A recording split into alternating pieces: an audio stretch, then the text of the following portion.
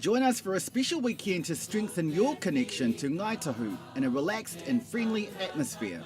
We're coming for 2 days with an exciting program of speakers and a range of workshops. Discuss and explore your whakapapa.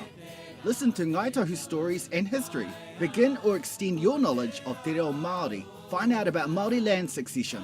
Browse a range of authentic Ngāi Tahu pounamu and other merchandise available for sale. You can also sign up for our iwi savings program, Whairawa, and our career development network, Te Pouhere. Plus, find out about a range of benefits and opportunities available to Ngāi Tahu whānau. Pre-register on the Ngāi Tahu website and you'll receive a registration pack full of goodies upon your arrival. Nau mai haere mai. I te reo rahiri, o te hui